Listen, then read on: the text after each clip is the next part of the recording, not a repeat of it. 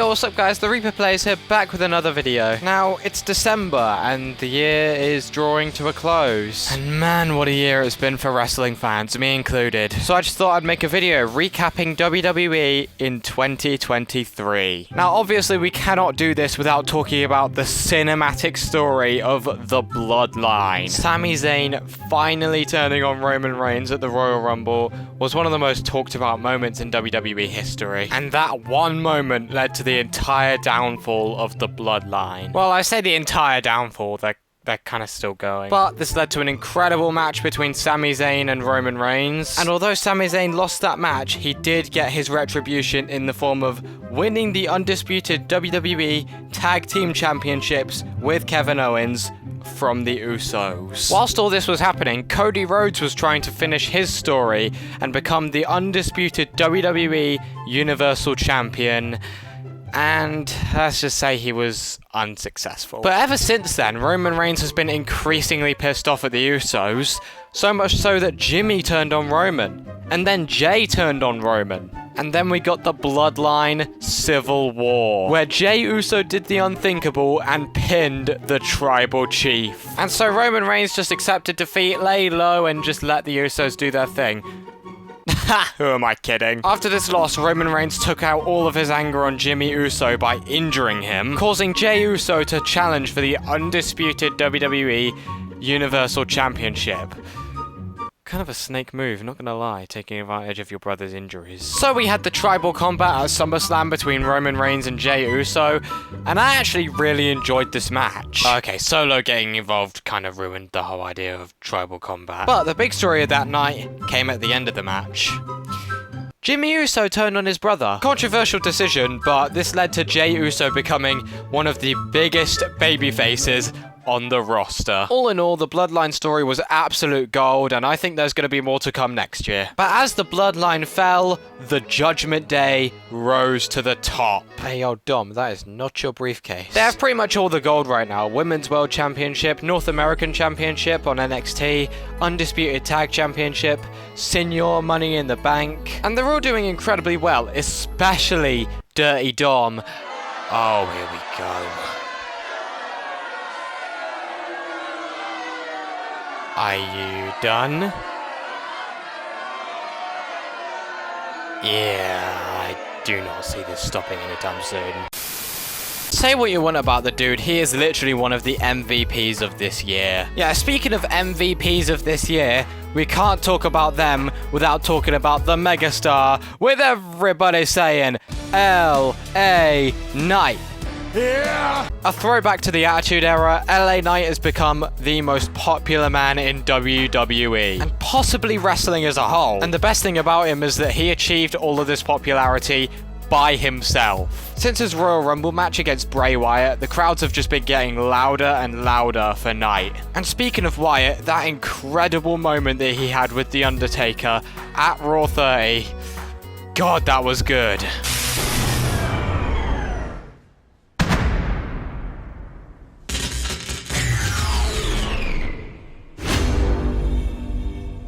He's got the whole world in his hands.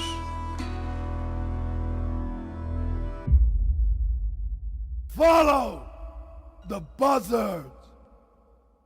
Say what you want about the dude, but Logan Paul has really proven himself this year. His current status as the United States Champion confirms that. And don't get me wrong, he's not a good person. We all know that. But I have heard people make this point constantly, and I fully agree with them. It's amazing how seriously Logan Paul takes professional wrestling. This is a shot of Logan Paul saving Rey Mysterio from a broken neck during their title match. That's how seriously he takes it. And I've also seen him in interviews saying that he just has this cheat code when it comes to pro wrestling, basically meaning that he shouldn't be as good as he is. And that's quite humble of him, I can't lie. If only he was that humble everywhere else and not just in pro wrestling. Oh, one more thing, he is making the US title look very prestigious right now. He is going everywhere with that title. Yeah, speaking of prestigious titles, Gunther's IC title reign Oh my god, I don't even know how to describe it. Well, for starters, it's the longest IC title reign in WWE history, which is a milestone in itself. But the prestige that he adds to that title is unreal. I mean, have you seen him wrestle? The dude is a literal monster. He can put on classics with pretty much anybody he climbs in the ring with. He keeps all of this up and he is bound to be a world champion. Yeah, on that topic actually, Triple H bringing back the World Heavyweight Championship was actually a big W on his part. It's not as prestigious as it should be just yet, but it's definitely getting there. Also, look at the damn thing. It is absolutely beautiful. And then there's Roman's title. I mean, it's not all bad, it just depends on the lighting, really. Plus, seeing Roman Reigns hold that title just makes it look like the ultimate prize that it is. I just realized I haven't even mentioned anybody in the women's division. Well, when I think of the WWE women's division, the first woman I think of is Rhea Ripley. Currently the women's world champion, Rhea Ripley has been on an absolute tear. As a champion, her run could be better, but you cannot deny that she is one of the best on the roster right now. Another woman that comes to mind is Io Sky. Her run as the WWE Women's Champion has been really decent, I cannot lie. She also has the dopest theme song. I'm gonna play a few seconds of it right now.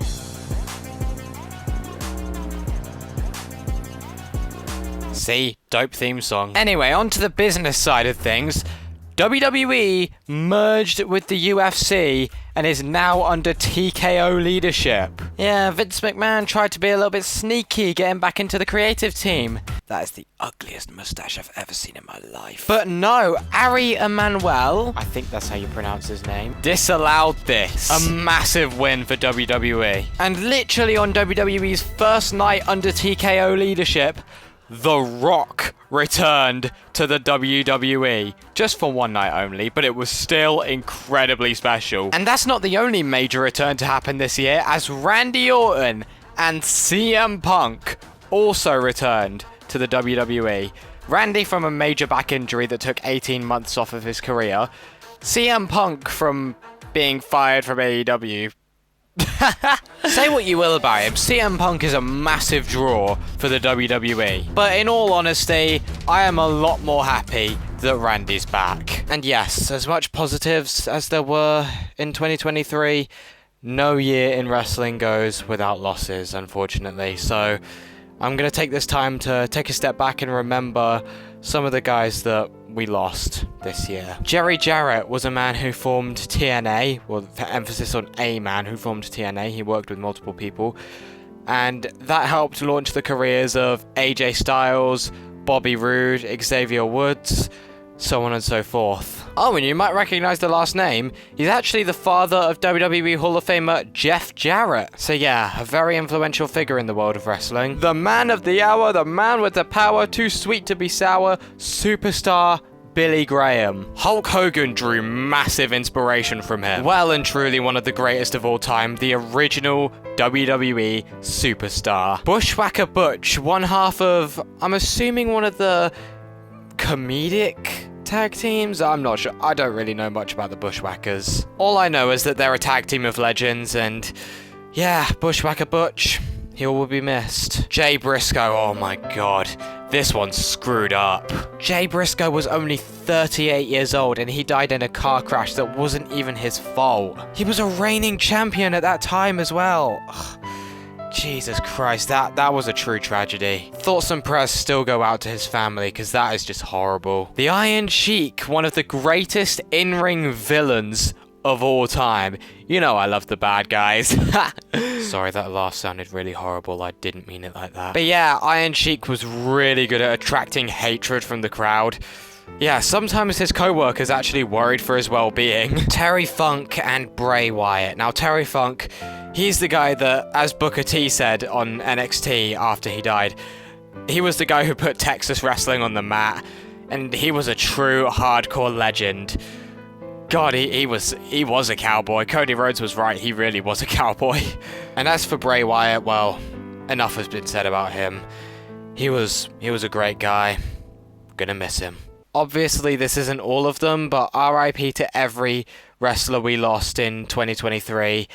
my condolences go out to their families, friends, and loved ones. Now, I don't want to close this video on a bad note, so I'm going to mention one more thing. The Tuesday Night War between AEW and NXT.